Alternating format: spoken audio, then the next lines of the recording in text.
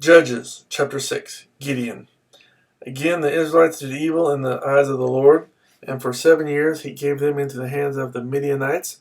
Because the power of Midian was so oppressive, the Israelites prepared shelters for themselves in mountain clefts, caves, and strongholds. Whenever the Israelites planted their crops, the Midianites, Amalekites, and other eastern peoples invaded the country. They camped on the land and ruined the crops all the way to Gaza, and did not spare a living thing for Israel, neither sheep nor cattle nor donkeys. They came up with their livestock and their tents like swarms of locusts. It was impossible to count the men and their camels. They invaded the land to ravage it.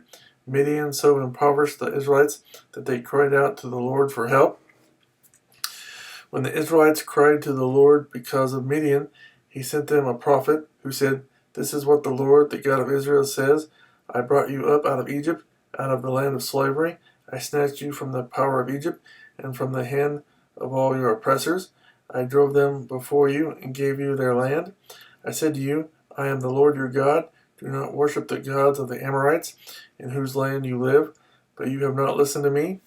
The angel of the Lord came and sat down under the oak in Ophrah that belonged to Joash the Abiezrite, where his son Gideon was threshing wheat in a winepress to keep it from the Midianites. When the angel of the Lord appeared to Gideon, he said, "The Lord is with you, mighty warrior." "But sir," Gideon replied, "if the Lord is with us, why has all this happened to us? Where are all his wonders that our fathers told us about when they said, 'Did not the Lord bring us up out of Egypt?' But now the Lord has abandoned us and put us into the hand of Midian." The Lord turned to him and said, "Go in the strength you have and save Israel out of Midian's hand. Am I not sending you?" "But Lord," Gideon asked, "how can I save Israel? My clan is the weakest in Manasseh, and I am the least in my family." The Lord answered, "I will be with you, and you will strike down all the Midianites together." Gideon replied, "If now I have found favor in your eyes, give me a sign that it is really you talking to me. Please do not go away until I come back and bring my offering and set it before you." And the Lord said, "I will wait until you return." Gideon went in, prepared a young goat, and from an ephah of flour he made bread without yeast. Putting the meat in a basket and its broth in a pot, he brought them out and offered them to him under the oak.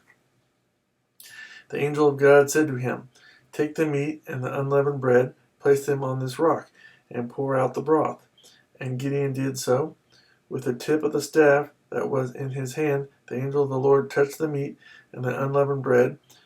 Fire flared from the rock, consuming the meat and the bread, and the angel of the Lord disappeared.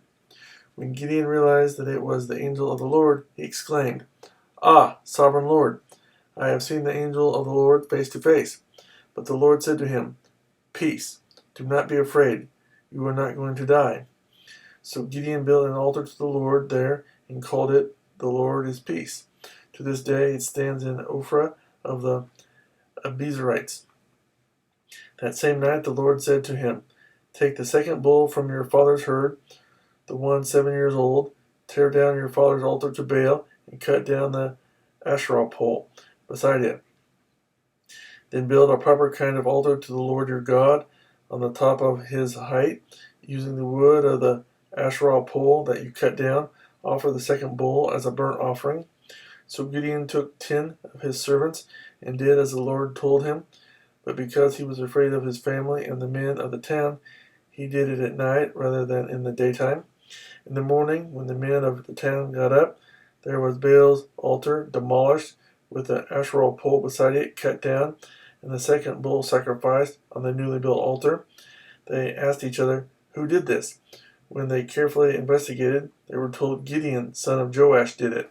The men of the town demanded of Joash, "Bring out your son. He must die, because he has broken down Baal's altar and cut down the Asherah pole beside it."